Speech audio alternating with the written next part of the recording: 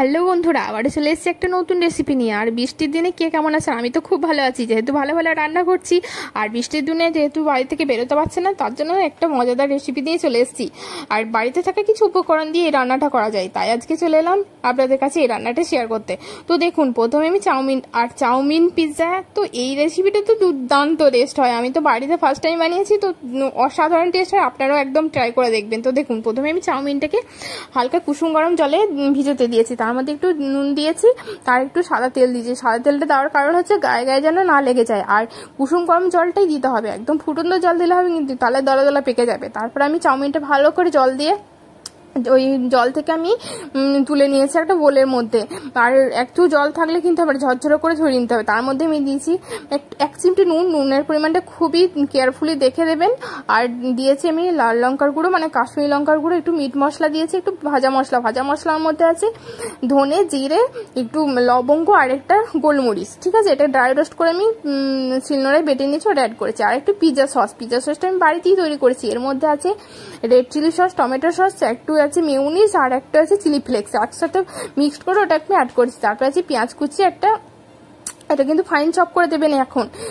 পেঁয়াজ কুচি, তারপরে ক্যাপসিকাম কুচি, টমেটো কুচি, তারপর আমি একটা ডিম দিয়েছি। এটা আপনারা চাইলে দুটো ডিমও দিতে পারেন। তারপরে আমি হাত দিয়ে খুব সুন্দর করে সব উপকরণগুলিকে ভালো করে আমি হাত দিয়ে মিক্সড করে নিয়েছি, যেন একটার সাথে একটা ভালো করে মিক্সড হয়ে যায় এবং নুনটাও যেন চারিদিকে ছড়িয়ে যায়। তার মধ্যে আমি গ্যাসের মধ্যে একটা তাওয়া গরম করতে দিয়েছি, তার মধ্যে আমি সাদা তেল দিয়েছি। সাদা তেলটা কিন্তু খুব গরম হতে হবে। তারপরে কিন্তু আমি যে মিক্সচারটা আছে ওটা অ্যাড করেছি।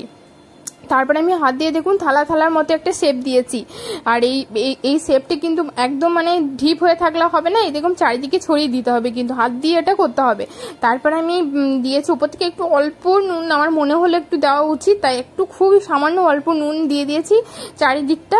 তারপরে আমি একটা ঢাকা নিয়ে ঢাকা দিয়ে দিয়েছি। 2 থেকে 3 মিনিট মতো ঢাকাটা দিতে হবে। আর রান্নাটা কিন্তু লো আঁচে করতে হবে, একদম মিডিয়াম আঁচেও দিলে হবে না, আর হাই হিটে তো দেবেন না, একদম লো আঁচে।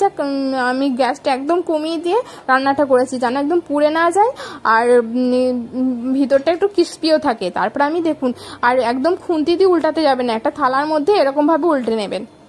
তারপর আবারও তাওয়ার মধ্যে একটু তেল দিয়েছি, সাদা তেলই দিয়েছি। তারপরে আমি যে পিঠটা কাঁচা ছিল ওই পিঠটা এরপর তাওয়ার মধ্যে দিয়েছি। তারপরে দেখুন ওপরে উল্টে দেখুন, একদম কিন্তু পুড়েও যায়নি আর একদম কাঁচাও নেই, একদম সুন্দর একটা কালার এসছে। তো তারপরে আমি একটু চিজ দিয়েছি, আপনাদের কাছে যেরকম চিজ আছে সেরকম দিলেও হবে। আমার কাছে এটা ছিল, এটা দিয়েছি। আর এটা এমনি এরকম চাদরের মতো দিলেও হবে, আর টুকরো করে দিলেও হবে। টুকরো করে দিলে কি হচ্ছে, চারিদিকটা মানে মেল্ট হয়ে যাবে, তাই আমি হাত দিয়ে টুকরো করে দিয়েছি। আর ওপর থেকে একটু গার্নিশের জন্য দিয়েছি ক্যাপসিকাম, ওটা আমি ডুমো করে কেটে দিয়েছি, আর টমেটো আর পেঁয়াজ। তারপর ওপর থেকে আমি একটু অরিগানো ছিটিয়ে দিয়েছি।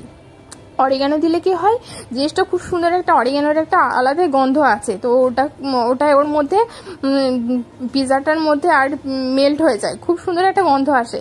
তার মধ্যে আমি একটু ধনেপাতা কুচিও দিয়েছি। এটা আমি আমার ইচ্ছা মতো আমি নতুনভাবে ট্রাই করেছি, আপনারা চাইলে নাও দিতে পারেন। তারপর থেকে 3 থেকে 4 মিনিট মতো লো মিডিয়ামে আমি করেছি। তারপরে আবারও গ্যাসটাকে অন করে দেওয়ার মানে অফ করে দেওয়ার পর আমি 2 থেকে 3 মিনিট মতো ঢাকা দিয়ে রেখে দিয়েছি। তারপরে আমি সার্ভ করেছি। আর দেখুন অসাধারণ, আর চিজটা একদম পুরো মেল্ট হয়ে গেছে চারিদিকে। আরো দিলে আমরা আরো পিৎজাতে আরো চিজ দিতেও পারেন।